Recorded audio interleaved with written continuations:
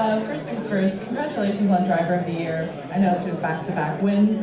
Were you a little bit surprised? I mean, obviously you were up against some solid competition. Were you surprised with it? And obviously, what can you say about the award? How much does it mean to you?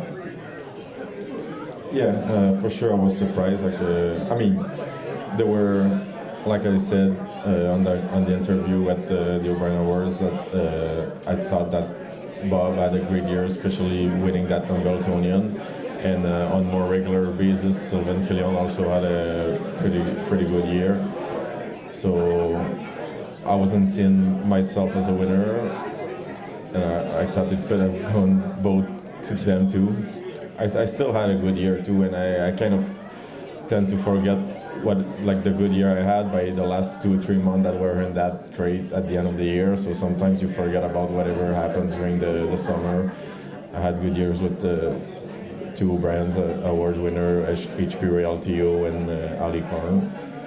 So for sure I was surprised, but I was happy too, because like in that business, driving every night, almost every night, whatever, you don't take much time to look back at where you at, what you reach, and you always look as a human looking for more, and that night I think it's kind of a time for me that I look back and I'm like, well, I'm pretty proud of where I am.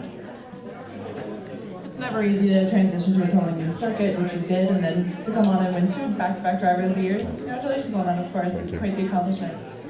So back to Jimmy Freight, obviously. What was it like driving Jimmy Freight? Was he an easy horse to drive, easy horse to manage, or what was your experience like doing so? Well, like I drive maybe 40 different horses a week, and there's not that much of horses that don't do nothing wrong like Jimmy would be. Like he was easy to drive because you could drive him wherever, and it was making it easy for you. Like he wasn't hot, he wasn't lazy, he was just like perfectly. His attitude was his main asset, I think, and you can tell just by looking at his record. He never really raced bad. He always, I think, when he raced at 2 and 3 was always like, I would say, I'm not sure about the number, but 22 times out of 23 in the top 3 or something like that. So that's like his attitude. I think is kind of why he was. Obviously, he was like fast and a great horse, but among all the great horses, that's what differentiates him from the other one, I think. Is that part of why you'd say that you perhaps bought a mare at the Harrisburg sale to be bred to Jimmy Freight? Is that part of why you're so interested in that? Is how easy it was for you to drive him, and then some of that attitude that you talked about and attributes that Jimmy Freight does possess? Sorry. Yeah.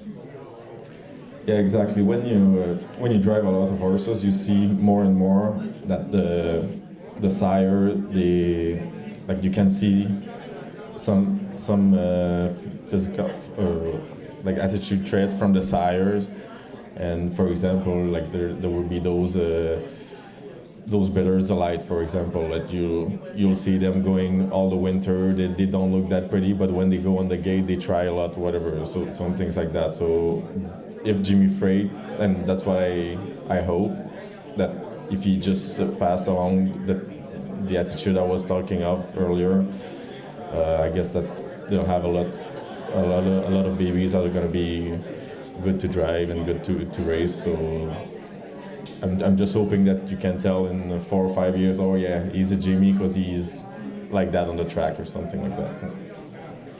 That's definitely the one thing that we did notice as a veteran of horse player is that the effort he always gave. He always gave such a solid effort. It was, like you mentioned, always in the money and always, whether or not winning, always giving that effort. And I'm sure it was an absolute pleasure to drive.